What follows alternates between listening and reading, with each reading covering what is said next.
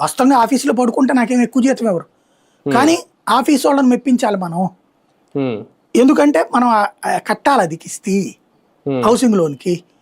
సరే ఈ లోపు కంపెనీ మూతపడింది అనగానే వాళ్ళు ఇచ్చిన ప్యాకేజీ ఫస్ట్ తీసుకుపోయి అప్పు కట్టేశాను. అది కట్టేసా, కిస్తీ కట్టేసా పూర్తి అమౌంట్.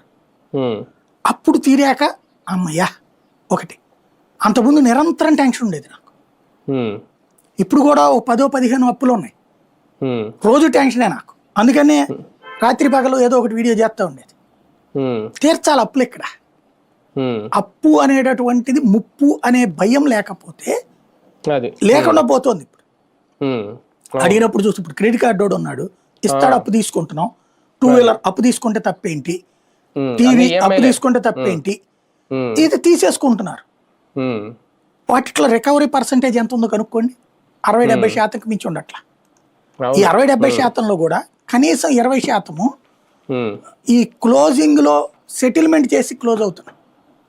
అంటే ₹1,00,000 ఇవ్వాల్సి ఉంటే 30,000-40,000 దగ్గర క్లోజ్. అట్లా చేసుకుంటున్నారు. ఎందుకు? వాడికి కట్టలేడని తెలిసి. అలాంటి సిచ్యుయేషన్ వస్తుంది. ఆయన తప్పని ఫీల్ అవ్వట్లేదు. వరకు ఏంటంటే అప్పెగ్గొట్టడం అంటే తలకాయ కొట్టేసినట్టుండేది. ఇప్పుడు అప్పెగ్గొట్టినోడు ప్రెస్ మీట్ పెట్టి చెప్తాడు, ఏంటండి ఏదో క్రెడిట్ కార్డు ఇచ్చాడు, అప్పు తీసుకున్నాం, కొనుక్కున్నాం, అంత మాత్రం ఇంటికి వస్తాడా, ఇంట్లో లేడీస్ని అడుగుతాడా?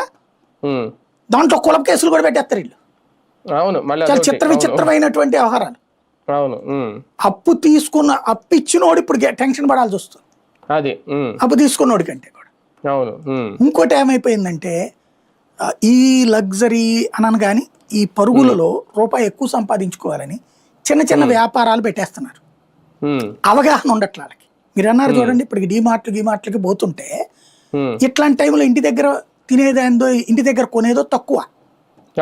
వీళ్ళు ఏం చేసేస్తున్నారు, మన ఇంటి దగ్గరలో షాపులు కట్టారు, 4 షాపులు కట్టారు కాబట్టి మనం ఒకటి అద్దె తీసుకుంటే పోలా, పెట్టుకుంటే పోలా, ఓ 50,000, 2 లక్షలు, 3 లక్షలు పెడుతున్నారు.